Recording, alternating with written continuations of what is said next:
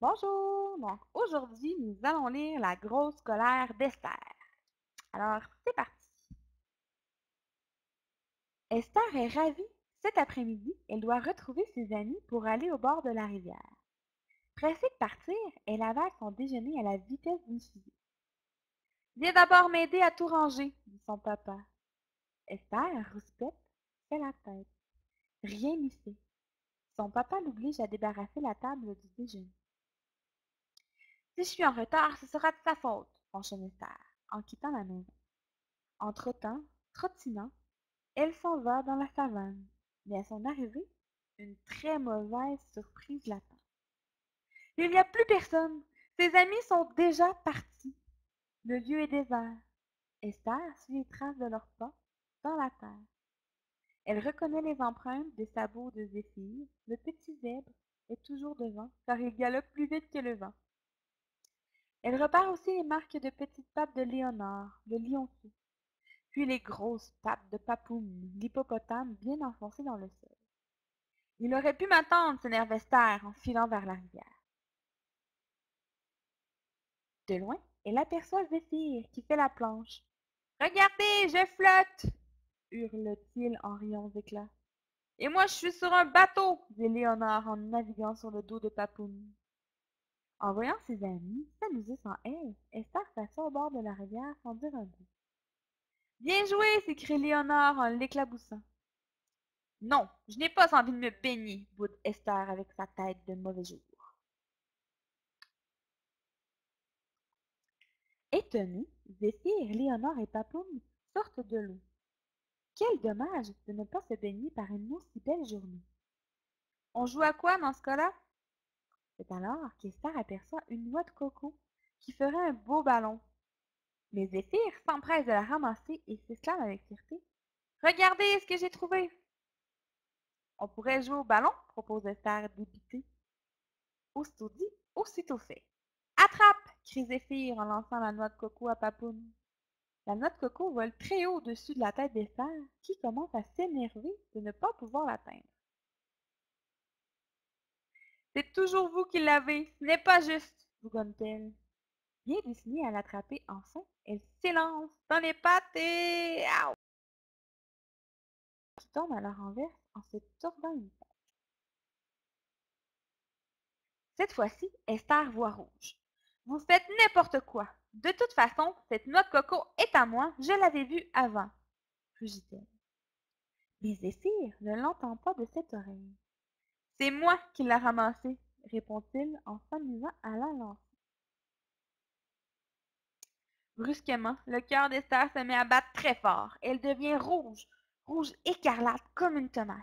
Et elle se sent monter en elle une gigantesque colère. Elle ne va pas se laisser faire. Alors, elle se jette sur Zéphyr et le bouscule en criant plein de vilains mots.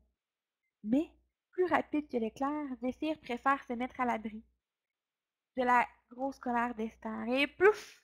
Il plonge à l'eau. Allez, Esther, calme-toi, dit Léonard. Peu importe à qui appartient cette noix de coco. L'important, c'est de jouer au ballon ensemble. Et aussi de la manger ensemble, propose Papoum, alléché par cette idée. Sauf que décidément, aujourd'hui, rien ne va plus pour Esther, et elle est beaucoup trop énervée pour écouter quoi que ce soit. Puisque c'est ainsi, vous n'êtes plus mes amis, dit-elle en leur tournant le dos. Et aussitôt, elle se perd dans la forêt. Trottant, trottinant, Esther s'enfonce sous les boabs. Elle se sent le cœur lourd et plein de rancœur. Les petits oiseaux ont beau chanter pour la consoler et les singes grimacer pour la faire rigoler, rien n'y fait. À force de marcher, Esther se sent fatiguée. Soudain, sa colère est retombée comme un soufflet et la tristesse l'a replacée. Elle ne sait même plus pourquoi elle est fâchée. Plus jamais mes amis ne joueront avec moi, se dit-elle le cœur serré. Coucou Esther, dit une petite voix. On dirait bien que tu t'es perdue. Esther reconnaît Macao, l'un des petits singes avec qui elle joue parfois. Oui, je me suis perdue dans une énorme colère, dit Esther. Je suis transformée en une vilaine éléphante toute rouge qui voulait tout casser, qui se bagarrait avec ses amis et leur disait des choses terribles. Et maintenant, mes amis ne voudront plus de moi dans leur jeu. Toute triste à cette idée, Esther s'assoit au pied d'un arbre et se met à pleurer. Macao hoche la tête. Cela m'arrive à moi aussi parfois. J'ai fait la tête et après je me sens toute bête. L'autre jour, je me suis disputée pour une banane. Eh bien, on a préféré l'écraser plutôt que la partager. Tu le crois, ça? En imaginant la scène, Esther ne peut s'empêcher de rire au milieu de ses larmes. Oui, mais tu n'es pas toujours comme ça, dit un petit singe en se balançant sur une liane. Le plus souvent, tu es très gentille, ajoute un autre en grignotant une feuille. D'ailleurs, ce matin, tu m'as donné des graines pour mon déjeuner, ajoute un perroquet. Et tu sais super bien raconter des histoires, affirme un léopard. Comme on est amis, parfois on se dispute, mais après on oublie, conclut un petit girafon. Tu vois, poursuit Macao, il y a une solution à tout. J'ai déjà essayé et ça marche.